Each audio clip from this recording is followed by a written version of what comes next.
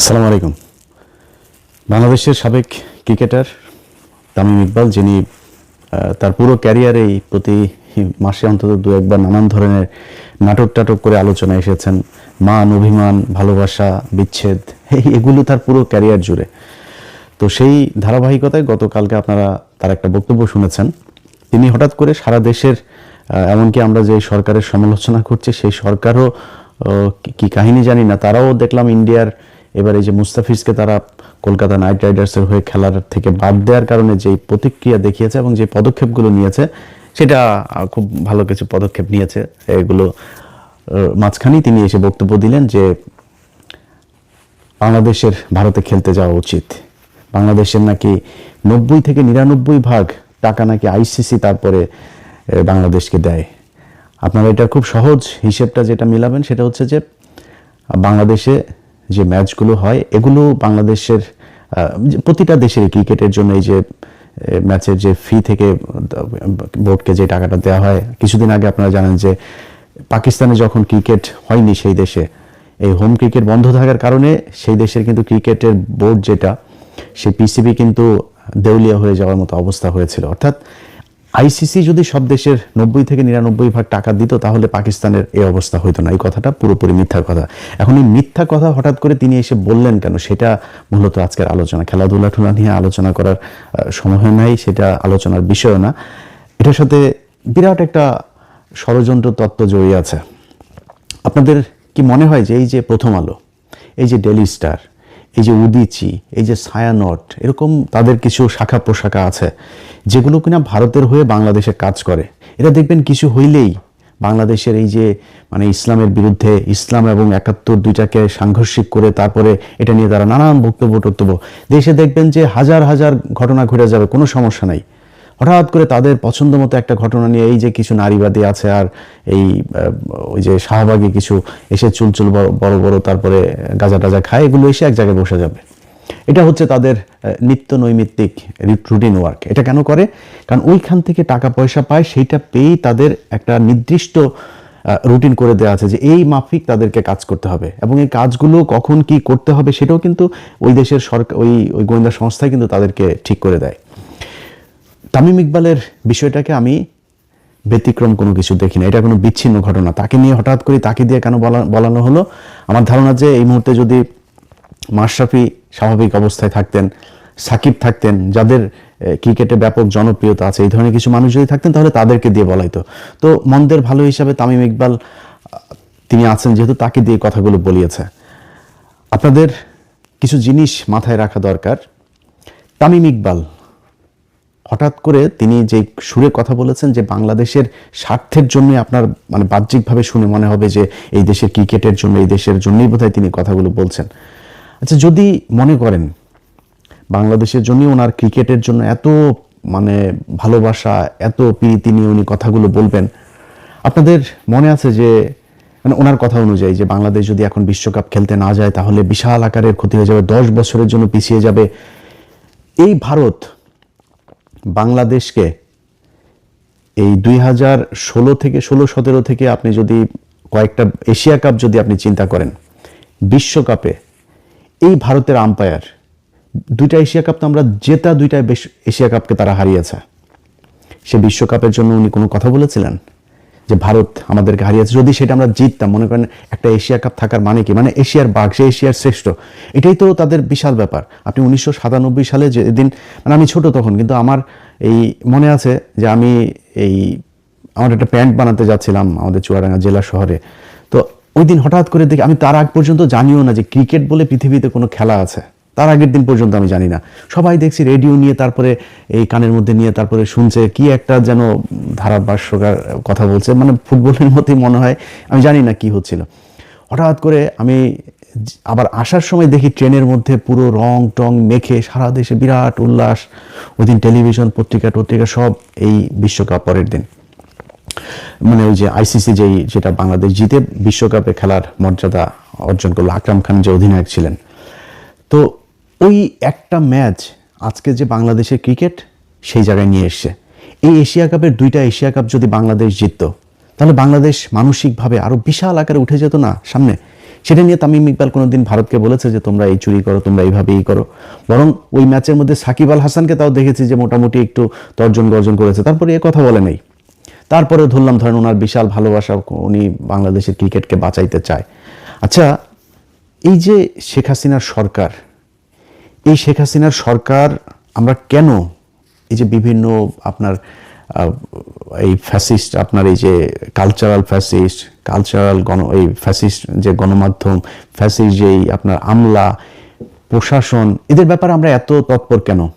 এদের বিচারটা কেন চাই? কারণ হচ্ছে যে এই শেখ হাসিনা গেল 15 বছরে যত হত্যা, খুন, গুম যা যা করেছে সেটার জন্য এরা দায়ী, এরা তাদেরকে সহায়তা করেছে, এই জন্যই তো এদের বিচার চাই। আচ্ছা, এবার আসেন আপনি 2018 সালের একটা নির্বাচন, 2014 সালে যাই হোক বিএনপি আসে নাই। আমি সত্যি কথা বলি, আমি সেদিন কাজে গিয়ে তারপরে বাথরুমে গিয়ে কান্না করেছে। মানে এত খারাপ লাগছিল 2018 সালের সেই নির্বাচনটার রাতে, আপনাদের তো রাত, আমাদের এখানে তখন সকাল। এত খারাপ লাগছিল যে এইভাবে মানুষের চোখের সামনে মানুষকে এইভাবে বোকা বানিয়ে এই নির্বাচনটা এরকম করা যায়। সেই নির্বাচনটা বাংলাদেশের একটা টার্নিং পয়েন্ট ছিল। 14 সালে ঠিক আছে বিএনপি যায় নাই, শেখ হাসিনা করেছে, একা একা নির্বাচন করেছে, তারপরে ধরলাম 18 সালের নির্বাচনটা তো হইতে পারতো। এবং তারা যেভাবে সেই ঐক্য জোট মোট বানায়, এই যে আপনার আওয়ামী দালাল ডক্টর কামাল সহ এই যে এই দালাল কয়টাকে গামছা কাদের টাদের এগুলোকে নিয়ে তারপরে তারা এই হাসিনার এই রয়ের ফাঁদে পা দিয়ে তারপরে বিএনপি একটা জোট গঠন করলো। সেই জোট গঠন করার পরে কি হলো দেখেন, রাতের বেলা ভোট নিয়ে তারপরে দিনের বেলা সেটা প্রচার করলো যে হ্যাঁ এই হয়েছে, আগের রাতেই ভোট শেষ হয়ে গেল। সেই নির্বাচনটা বাংলাদেশের এই যে গেল 5 বছরে, অন্তত 5-6 বছরে যে মানুষগুলো মারা গেল, মানুষগুলোকে মারা হলো, খুন করা হলো, এই মানুষগুলো নির্বাচনটার কারণে মরে নাই। এই জন্য আমরা চাই যে এই নির্বাচন, এই প্রশাসন, এই যে জনপ্রতিনিধি সহ যারা যারা সাংবাদিক, শিক্ষক, যারা যারা এই শেখ হাসিনাকে সমর্থন দিয়েছে তাদের সবার বিচার হইতে হবে। আচ্ছা, তাদের যদি বিচার হয়, তাদের অনেকের বিচার হচ্ছেও, সেনাবাহিনীর পর্যন্ত বিচার হচ্ছে, তাহলে ক্রিকেটারদের বিচার হওয়া দরকার না? কেন জানেন? 2018 সালের নির্বাচনের পরে 2000 এই যে এদিন আরেকটা নির্বাচন। আচ্ছা, আপনাদের মনে আছে এই যে মাশরাফি বিন মুর্তজা এমপি হলেন, ওই সময় দেশের যে পরিস্থিতি এবং মাশরাফি বিন মুর্তজার যে জনপ্রিয়তা ছিল, আমি বিশ্বাস করি মাশরাফি বিন মুর্তজা যদি মিরপুর স্টেডিয়ামে যায়, একদম স্টেডিয়ামের শেষ মাথায় উঠা যদি একটা মাইক হাতে নিয়ে ডাক দিত যে বাংলাদেশে আমরা এই হানাহানি আর চাই না, শেখ হাসিনা, খালেদা জিয়া, তাদের ভেতরের যে সমস্যা, এটা আমরা ক্রিকেটার যারা আছি, আমি অন্তত আমার জায়গা থেকে ডাক দিলাম, বাংলাদেশের মানুষ সবাই এখানে আসেন, যদি না আসে তাহলে আমি এখান থেকে, মানে সে কিছু একটা শর্ত দিতে পারতো। সে যদি এসে ডাক দিত এই দেশের, আমি বিশ্বাস করি তার যে জনপ্রিয়তা, যে নিরপেক্ষতা তার ছিল, যে গ্রহণযোগ্যতা ছিল, সে ডাক দিলে বাংলাদেশের অন্তত 2-4-10 লাখ মানুষ সেদিন চলে আসতো তার ডাকে। এবং আমার বিশ্বাস যে রাজনৈতিক দলগুলিও একটা করতো না, আসলে আমাদের মনে হয় একটা জায়গায় আসা উচিত। কারণ একটাই মাত্র জায়গা, সেটা হচ্ছে ক্রিকেট, যেখানে বাংলাদেশের মানুষ কোনো দলাদলি করে না। এই ক্রিকেট যখনই আসে তখনই বোঝা যায় যে এই দেশের মানুষের কত দেশপ্রেম, সবাই এক হয়ে যায়। সেই ইন্ডিয়া হোক, পাকিস্তান হোক, ইংল্যান্ড হোক, অস্ট্রেলিয়া হোক, যেটাই হোক, ক্রিকেটে আমরা সবাই এক। এখন এই যে ক্রিকেট নিয়ে আমরা এক হয়ে আপনাদেরকে এত ভালোবাসা দিলাম, দেশের জন্য আপনাদের এত ভালোবাসি, আপনি 2018 সালে যখন দেখলেন যে আপনার তো অবসরের সময় চলে এসেছে, মানে আপনার যে জনপ্রিয়তা, আপনি যা করতে পারতেন ওইটার দিকে তাকাইলেন না, একটু দেশের কথাও চিন্তা করলেন না। আপনার জাস্ট যেহেতু অবসরে চলে যাবেন, এখন আপনার পরে কি করবেন, নিজের পকেটে ঢুকতে হবে, টাকা পয়সা, ধান্দাবাজি, নিজের ক্ষমতা লাগবে, কি দিয়ে হবেন, ব্যাস নৌকায় ঢুকে গেলেন। 2024 সালে আমি পৃথিবীর ইতিহাসে এরকম কোনো ক্রিকেট মানে প্লেয়ার দেখি না, এমন কোনো ক্রিকেট টিম দেখি না পৃথিবীর ইতিহাসে। বিচ্ছিন্নভাবে এই আপনার ভারতে একটা হয়েছিল, সেও অবসরে ছিল এরকম একজন প্লেয়ার। মানে বাংলাদেশের সাকিব, মাশরাফি, ওইদিকে একবার তামিম যায় হাসিনার সাথে, একবার মুশফিক যায় হাসিনার কাছে, পুরো টিম ধরে আপনার নির্বাচনী গেল, নির্বাচনী প্রচারণায় তারা অংশ নিল, একদম পুরো টিম ধরে। আমার মনে আছে, আমার চোখে এখনো ভাসছে যে তারা এই ওই যে গাড়িগুলোতে গাড়ির বহন নিয়ে তারপরে তারা মিছিল করছে, নৌকার মিছিল। এই পৃথিবীর ইতিহাসে এমন কোনো জায়গা আছে যে এই দেশে এরকম ঘটনা ঘটেছে? পুরো ক্রিকেট টিম ধরে যায়, আপনারা একটা রাজনৈতিক দলের নৌকার মিছিলে যান, আপনারা একজনের ভোট করেন, আপনারা এমপি হইতে যান। ভারত থেকে খেলা বন্ধ করে, খেলা থুয়ে দিয়ে তাড়াতাড়ি করে এসে ঢাকায় এসে আপনার সাকিব আল হাসান সে যে কাগজপত্র সাইন করে দিয়ে গেল, মনে আছে আপনাদের?